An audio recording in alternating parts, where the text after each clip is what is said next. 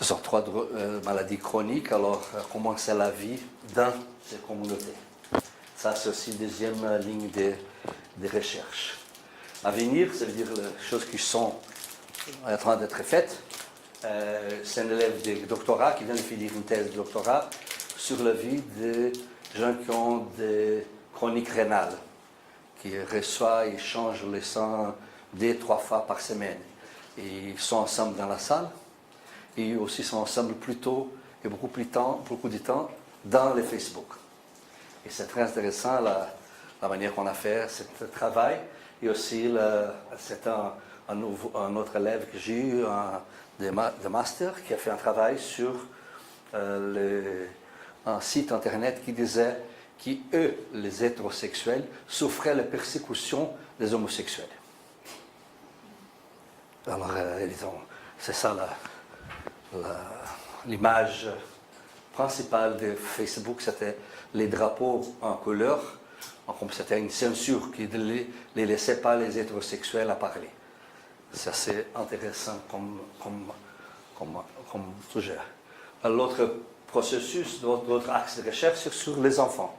Les enfants qui naissent, sont nés surtout dans ce siècle-là, qui ont maintenant 17, 15, 17 ans, qui ne connaissent pas un autre monde par rapport au monde dans l'Internet. Il y a plusieurs livres écrits là-dessus, qu'ils appellent Born Digital. Ça veut dire les gens qui sont nés dans ces mondes-là. Alors j'essaie de faire ça avec les gens qui habitent dans les favelas, autour de la Fondation Oswaldo Cruz. On a déjà publié des articles là-dessus. Et maintenant, nous sommes en train de faire, on a fait déjà la recherche, mais on n'a pas fini, on n'a pas publié. Ça, c'est l'école qui est trouvée dans les favelas, à côté de la Fondation Oswaldo Cruz. Et ça, c'est un des lycées les plus riches de Rio. Parce qu'à Rio, il y a plusieurs lycées qui sont privés, extrêmement chers. Et on a fait une quantité de questions.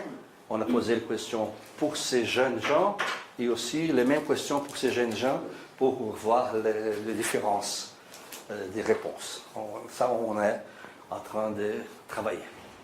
Et aussi, on a développé cette année un cours sur des compétences santé. Ça, ce sont des photos de la favela de Manguinhos, qui c'est tout à côté de la Fondation Oswaldo Cruz.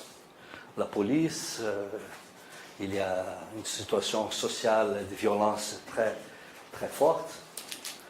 Et ça, ce sont les objectifs des cours, de promouvoir le développement des compétences, la créativité, l'autonomie et la résilience. On a ici 20 élèves des secondaires publics et utilisant les outils de l'Internet. Voilà les élèves. Et ici, c'est Laetitia et Rodolfo qui sont des élèves qui travaillent avec moi et qui ont été les professeurs de ces jeunes gens qui sont là. Et aussi, on a un travail continu, permanent, d'alphabétisation numérique. Tous les mardis et mercredis, aujourd'hui par exemple, ils doivent être là-bas avec les élèves qui sont habitants de bidonville et qui ne savent pas toucher l'ordinateur ou ne savent pas comment faire un achat à l'Internet ou pour faire n'importe quoi qu'on fait souvent à l'Internet. Alors il y a tout un cours permanent tous les mardis et mercredis, les matins et l'après-midi. Et aussi, ça c'est le 5e axe de travail, c'est la profession médicale. On a publié cet article qui peut être trouvé en anglais aussi, qui c'est un article qui discute le futur de la profession médicale. Qu'est-ce qui va se passer avec la profession médicale dans le futur si l'empowerment, si le processus d'automatisation augmente comme il paraît qu'il va augmenter. N'est-ce pas? Alors c'est du point de vue des médecins. On a fait une analyse bibliographique avec des journaux américains et on a essayé de trouver aussi, en utilisant la référence d'Elliot Friedson, qui est un sociologue américain qui travaille sur la sociologie des professions. Et aussi, maintenant, on est en train de voir l'autre côté, le côté des patients. Ça, c'est la mémoire de maîtrise que Laetitia, que je vous avais montré, vient de soutenir là jusqu'avant mon départ. Je suis parti samedi et elle a soutenu vendredi. Exactement à la veille de mon départ. C'était aussi une analyse bibliographique. Et quand j'avais pensé de venir ici parler et vous parler, je pensais de parler seulement sur ce dernier travail de Laetitia. Mais j'ai dit non, je vais profiter de parler de façon plus large sur d'autres choses parce que peut-être il y a des choses qui peuvent intéresser les gens ici, mais il y a d'autres choses qui peuvent intéresser d'autres gens. Et je vais bien établir des échanges avec vous. Alors, le travail de Laetitia, c'est en réalité en début. Nous sommes en train de commencer à faire une recherche pour essayer de discuter cette question-là. Quelle est la relation entre la production, l'accès, les partages d'informations de santé sur Internet et l'automatisation des individus ou des collectivités? Ça, c'est une question pour nous très importante. Alors, d'abord, cette question, ça peut redoubler en trois. L'automatisation, comment peut-elle être définie? Automatisation, comment peut-elle être mesurée? Automatisation, quelles sont ses conséquences? Alors, le travail de Laetitia, elle a essayé de répondre à ces trois questions en allant sur Science Direct, en faisant des recherches bibliographiques.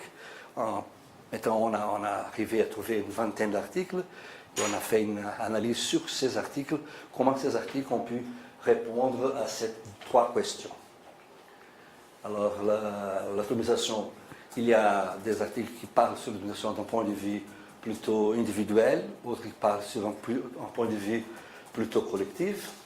L'individuel, il y a toujours lié à un sentiment de contrôle des processus de prise en décision au sujet de leur état de santé.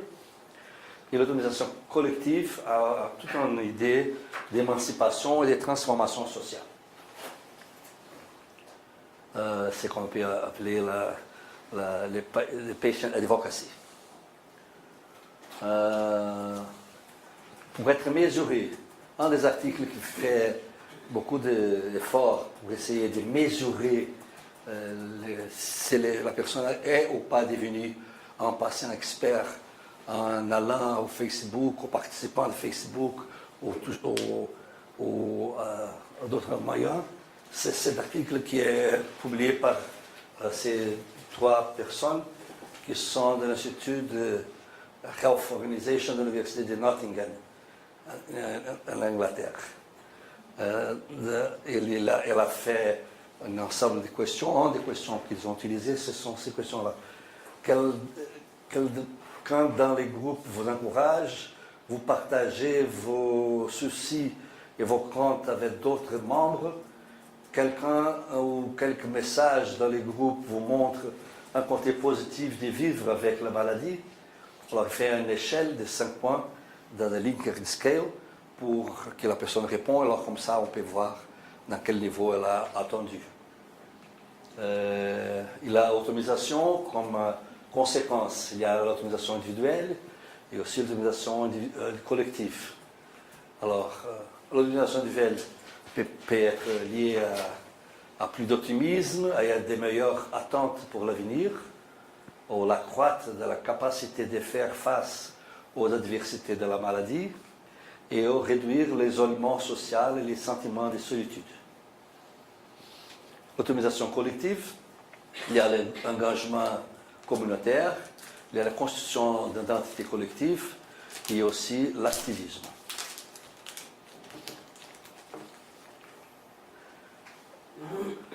Ça, ce sont nous. À Curitiba, je me suis mis à côté d'Elise et de Monique l'année dernière, en mai, à Curitiba. Curitiba, c'est la capitale de notre État au sud du Brésil, où ça a été organisé la conférence mondiale de promotion de la santé.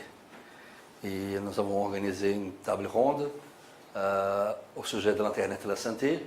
Et Valéria, qui est l'ex-professeur de l'Université de Brasilia, qui est venu déjà ici plusieurs fois, et Monique, moi, Elise, dans ce moment de notre participation et notre première rencontre. Je voudrais finir avec ça. Merci beaucoup. Voilà, obrigado. Mon email, et je voudrais bien maintenant avoir le temps de bavarder et de discuter avec vous. Merci beaucoup.